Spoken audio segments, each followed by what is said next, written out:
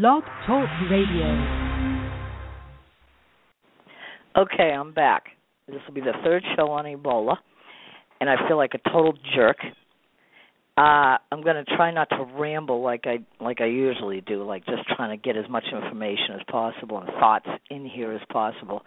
Now, I did two on the premise that absolutely here's a man in the United States, in Texas, family's quarantined.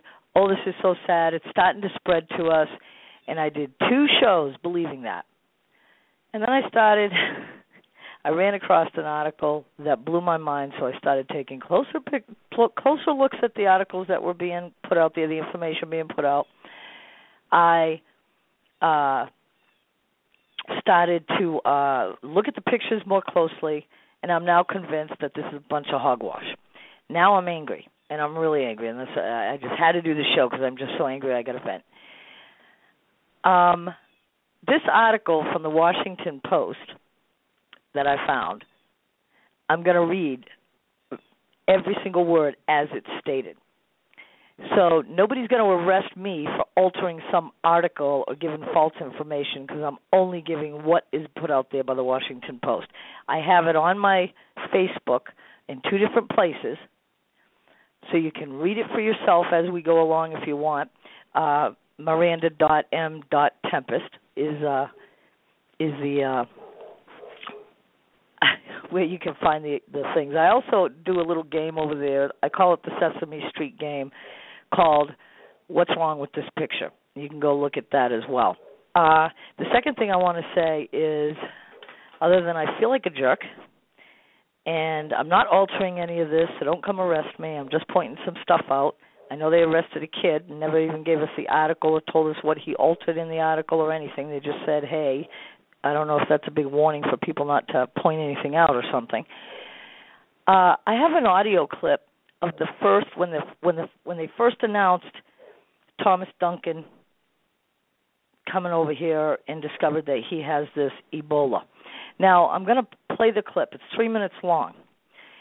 The first half of it, you're going to see how he sounds, that he knows what he's talking about.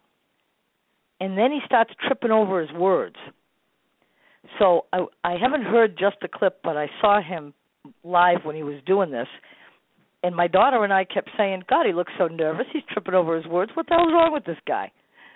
And we started to suspect something's wrong because why is he being so nervous looking?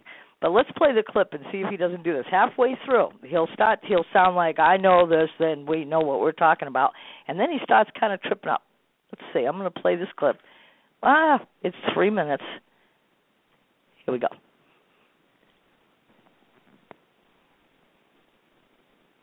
And it's not playing. Why is it not playing? Oops, is it? Okay, well, I guess they won't let me play that. What a shame. Hold on. Up in the red, real loud. Like, it's not going to do it. That is amazing. Is there something I'm missing? Nope, not going to do it. Okay, I uploaded the clip. I uploaded it, and now it's not working. I don't know why. All right. I'm going to read this story to you. This is from the Washington Post, A Day in the Life of Mr. Dunkin' Donuts. And you're going to laugh. No one will read this. I keep putting it in people's faces, and they will not read it because the things that I'm going to point out is showing that this is a bunch of bullcrap. Whoever wrote this, I can't even believe they were hired by the Washington Post.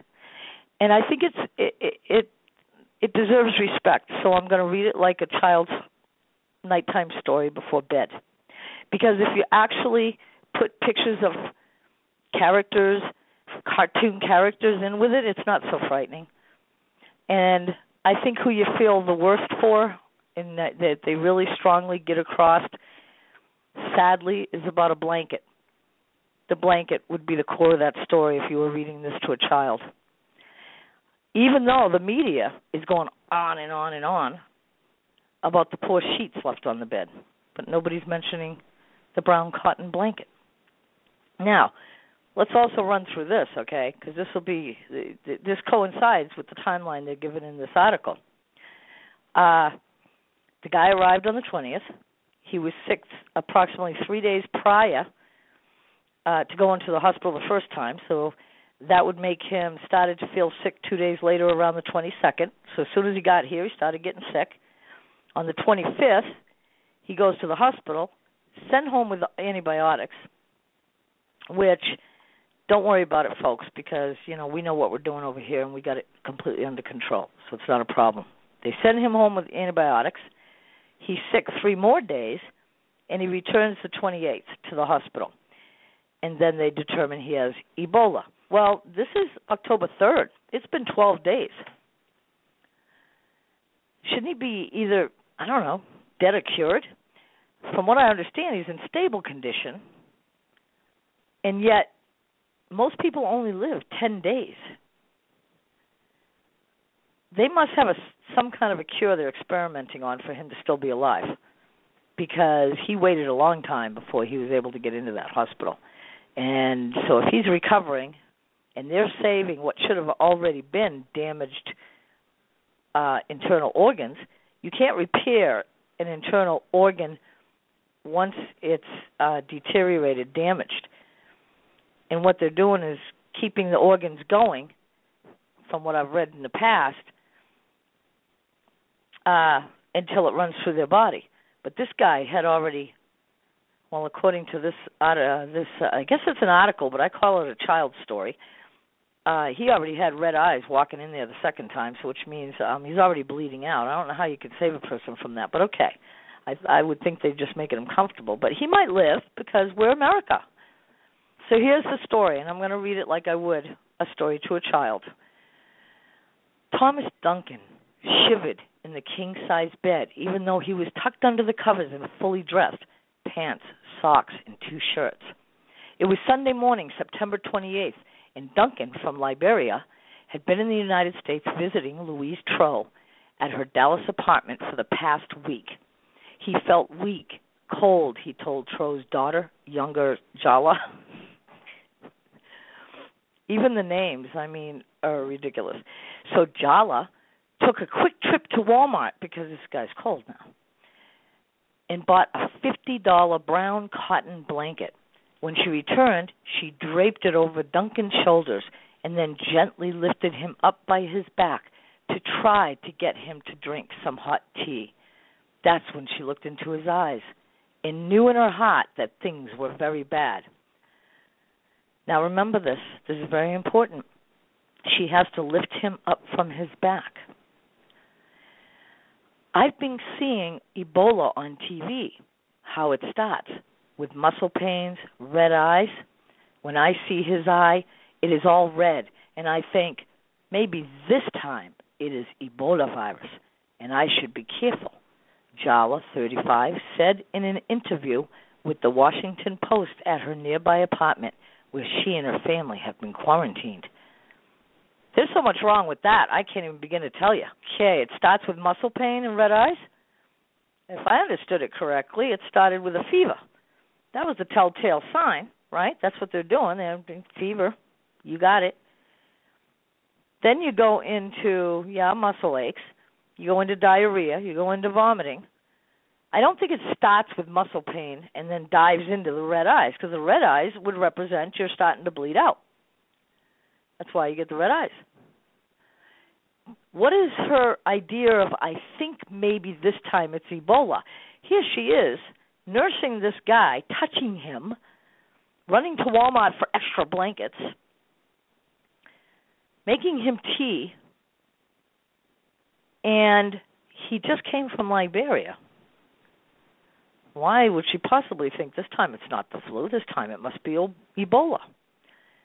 I don't know. It kind of makes her look stupid. Now, the worst part about this, the end of this paragraph in our story, our child's story, is the interview with the Washington Post at her nearby apartment. Did they sit at the table with these people that have been touching this guy and everything? They're sitting at the table giving an interview? Doesn't say they were on the phone. They say they were at her apartment. Her nearby apartment, where she's quarantined. Is the Washington Post down the street from her apartment? Or her nearby apartment? I'm confused. Let's get on with the child's story. She took his temperature, 102 degrees. I'm going to call an ambulance, she said. Duncan tried to resist. He had been to the hospital once already, several days earlier, and all they had done was send him home with antibiotics. Jala didn't listen to him. She dialed 911. My daddy is going to the bathroom constantly, she told the operator, referring to Duncan, whom she considers her stepfather. 15 minutes later. That's all she said to the paramedics? Or to the operator? My daddy's going to the bathroom, please send an ambulance? 15 minutes later, 2 paramedics knock on the door. Jala greeted the 2 men, but told them they could not enter until they put on gloves and face masks. Okay, so now we have this woman telling paramedics what to do, because apparently all she had to tell the operator was that her dad was going to the bathroom all the time, so send the ambulance over. Don't mention Liberia, Ebola, virus. He manhandled somebody over there. Don't mention any of that. He's going to the bathroom all the time. And then she's the hero that says, put on those gloves and put on those face masks, because she's seen that, on TV. Excuse me. He just came, and no, she says, he just come from Liberia, she explained, for safety. Don't touch anything. Viruses. She didn't use the word Ebola, she said, because she didn't know whether it was the lethal virus. Duh. She picking her nose now? All she knew was that Duncan was very ill and that Liberia was being devastated by the fever, hemorrhagic fever.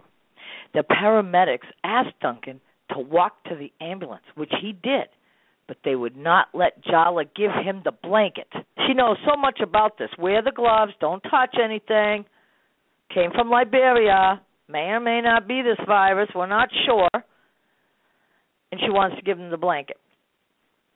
However, the laughable part about this is that a minute ago, wasn't I reading that she had to help him up to sit up to drink his tea? And now he's walking down the stairs. Now, if you go look at a picture of their apartment, there's 2 flights of stairs he has to go down. According to some articles, which is left out of our child's story, he's throwing up all over the sidewalk. And what were the ambulance people doing? Walk. Get in. We're not touching you. How I perceive this. Okay, on with the story. Let's see what happens, because it's getting really interesting now.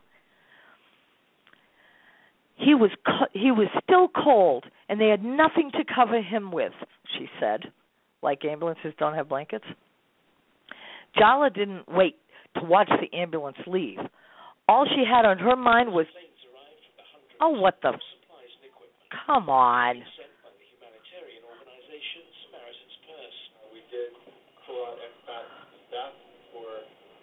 Where's that coming from?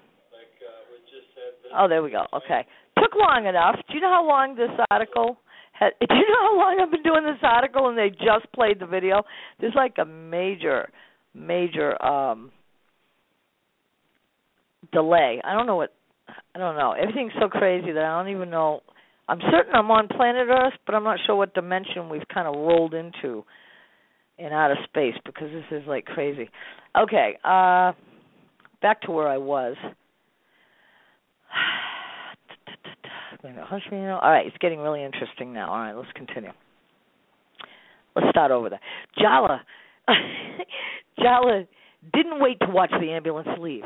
All she had on her mind was getting to the hospital as quickly as she could, she said.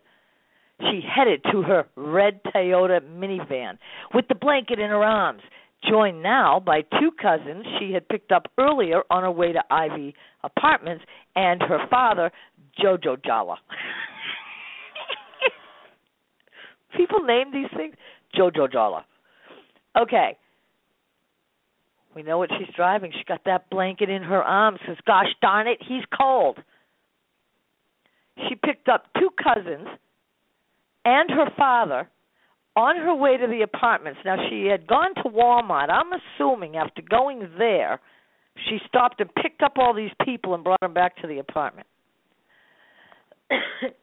calls an ambulance, tells the ambulance people how to handle this, tries to throw this poor little blanket on her, and now she's jumping with them into a minivan and off to the hospital they all go. Ready for this? An hour later, the 4 family members are still sitting in the ER room at the Texas Health Presbyterian Hospital, waiting to hear when Duncan would be given a room. We don't care what's wrong with him, just get him a room, for crying out loud. And this is so contagious that they allowed those 4 people who manhandled this guy to sit in that emergency room. They didn't quarantine him. The 4 people weren't quarantined. They're sitting around for an hour waiting for an answer on whether or not this guy's staying. Are they going to throw him back at us? Doesn't make sense. I mean, don't worry, folks. America's prepared. Our hospitals can handle this. It's cool.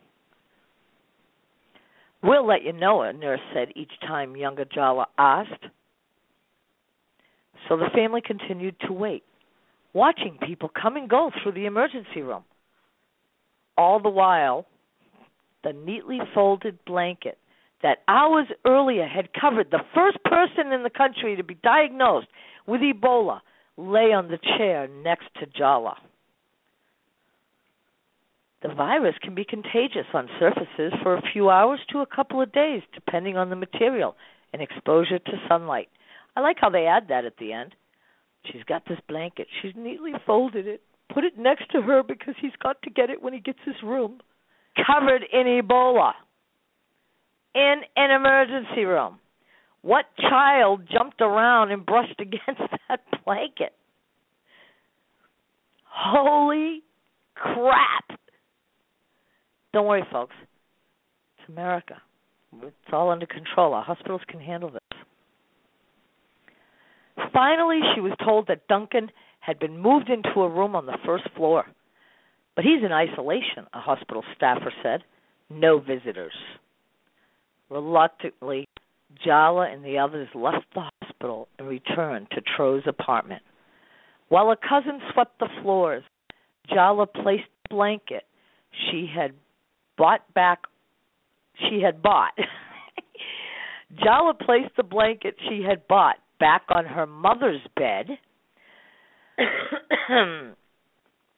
which, by the way, the mother must have slept on that the night before, at least the bed, sprayed disinfectant throughout the apartment, and sprinkled liquid Clorox on the furniture. How would she know to do that? I don't think I would have thought to, sprinkle furniture with Clorox and then sit down and watch a movie. I don't think that would have come into my mind. She knew to do all this. Did the hospital say, take some liquid Clorox, spray your furniture, you'll be fine?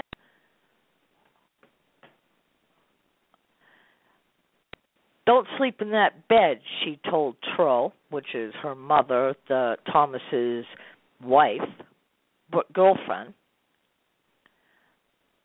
Oh, you just bought that blanket, her mother complained. These people are idiots. But Jala was insistent. Later, she bought her mother sanitizers, a makeshift mattress, and 2 new blankets. Guess to make up for the one.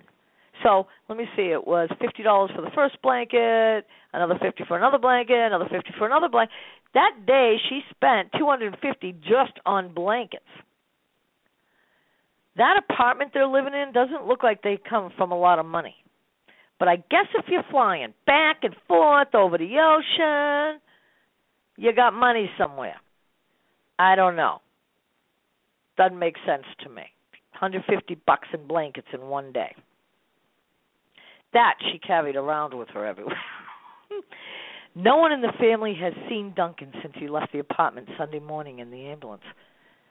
Also living in Tro's apartment at the time were her son, Timothy Wayne, 13 years old, and 2 men in their 20s, a relative named Oliver Smallwood, and a friend named Jeffrey Cole. The 4 are now quarantined in the apartment. 1, 2, 3, 4. What happened to the mother? That would make 5.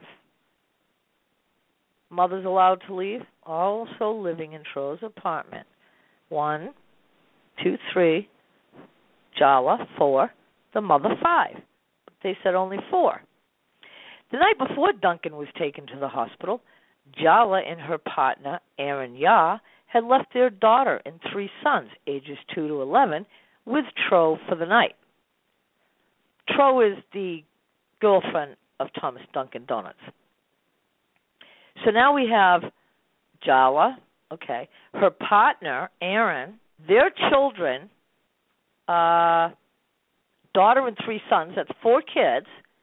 That's 5 more people that have to be quarantined, that they're not talking about being quarantined. They're only quarantining 4 and having us focus on them.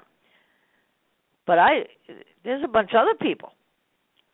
The children usually spent part of each evening with their grandmother because Jala's job as an overnight nursing assistant overlaps with Yah's as a health aide. Oh, all these people are in the health department too, by the way. She's a nursing assistant. He's a health aide.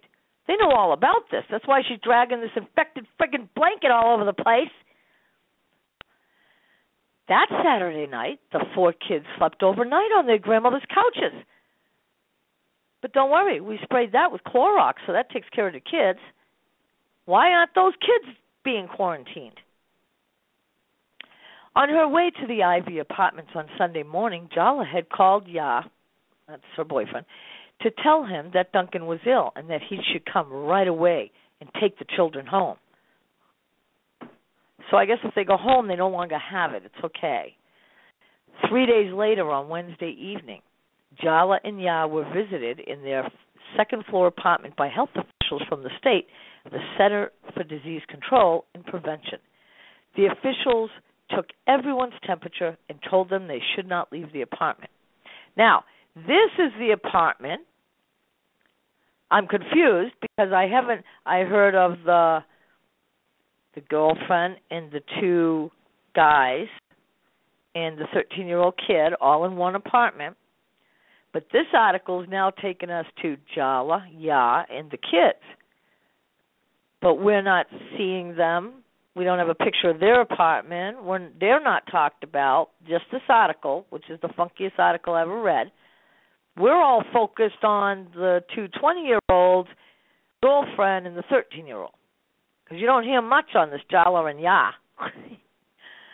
And where is JoJo staying? Where are the cousins staying? Are they quarantined too? They don't tell us. We don't have any food, Jala said. What do we do? She was told that she and Yah, but not the kids, could go to the store. Oh, you guys are friggin' awesome. Awesome. The 2 health officials also said they would return every day to see how the family was doing. This is great. She's been nursing this guy. She's carrying around this infected blanket with her. She's had the whole family there, kids all, and they let her go to a store? They're going to come by every day and take their temperature, and that's that. On Thursday afternoon, as their 6-year-old daughter drew in a coloring book, the other children were flopped on the couches in the family's living room. The big screen TV turned to CNN. Crushed crackers and bits of toys littered the dark brown rug. In other words, the place is a dump. Both Jala and Yah seem to be taking the restrictions in stride, although neither is able to go to work. More importantly, they say, all of them remain healthy. Yeah, I bet that's what he thought too, before he got those red eyes that indicated it could be Ebola. It's okay. We get to stay out of work for a few days, and you kids don't have to go to school. It's okay. Here's some more crackers. Throw them around the room. Watch the big screen TV. Listen to everything they tell you. Uh-huh. On Wednesday, Jala spoke with her mother, who told her daughter she was feeling fine. Everybody's fine. Just pray to God, Jala said to her mother. There's nothing we can do. Ask God for everyone to be okay. Jala and Ya are careful not to shake their hands of visitors when someone leaves. They use a sanitizer wipe to turn the doorknob and let the person out. Are you fucking kidding me? They're careful not to shake the hands of visitors when someone leaves. Not naming that it's just the two dingbats that aren't even suited up. Because if you go over to Liberia, they're suited up. They don't want to touch anybody that's even been near a sick person. But these people are having visitors. And the picture, the Sesame Street picture I have on my Facebook, they're coming right out, closing the door behind them. They're not suited up. They're not concerned. They're not worried. Apparently the Washington Post can sit at their table and talk with them. Does this sound like what we've been hearing about Ebola? Everybody's getting it. Nobody knows how. Don't touch a person once he's sick. The surface of things can linger, like that blanket she carried around with her. She gets to go to the store. She gets visitors. Are you kidding me? This is a hoax. This is a lie. This whole thing is a lie. Now, no doubt that Ebola exists, that it's got an outbreak and we're in trouble. I don't back on that. My concern is, why are they doing this elaborate scheme? Well, there's only 3 reasons I can come up with. One, all these cast members are going to die, and because Ebola is already probably in the country, it's already affecting people. They tried to keep a lid on it. Now they can't, so now we can blame it on this Tom Duncan Donuts guy. We'll blame him, not the government. Or all the cast members here are going to live, and America saves the day from the impending pandemic. Thus, government becomes our hero. Or, I don't know, maybe they'll blame the whites and riot. Who knows? Go over to my Facebook, Miranda.m.Tempest, Facebook, there, and look at those pictures very carefully. I have explanations underneath each one of them. Okay? I'm so angry right now. I am spitting bullets. I cannot believe that they put on this elaborate scheme. And if you look at the pictures, you look at these articles, and if they had ever played my stupid thing and saw how the guy started tripping up on his words when they mentioned Tom Duncan, you'll see that this whole thing is just, it's not right. Wow, that was perfect timing because we have to close out the show in a minute. And that was perfect. Now, the funny part is, in the middle of this whole article that I just read you for word, all of a sudden they show a guy all suited up. And the headline, or it's like you could look at 59 pictures, okay, but the picture they're showing in the middle of this article is a guy all suited up, like nothing's going to touch this guy. Man in Dallas diagnosed with Ebola virus, as if we can't see from the other pictures that there's nobody suited up at this apartment building. They're coming and going. I don't even know what cleaning crew or who the guy is that's spraying with a pressure water thing out on the sidewalk where this guy puked. Definitely not a suited up sanitary with a license type of cleaning crew. Okay, I'm just letting you wake up a little bit here. Open your eyes, people. Not all is what it seems. And there's a lot of proof out there if you start looking. I would suggest you still get food. You still get your provisions. I would, because it might be out there. But they just want to blame this guy, and they're going to make a big old thing, a huge thing, so that, we're not blaming the government for this. I don't know what their agenda is. It can't be good if they're doing all this. They're up to something. So take care, people. Thanks for listening.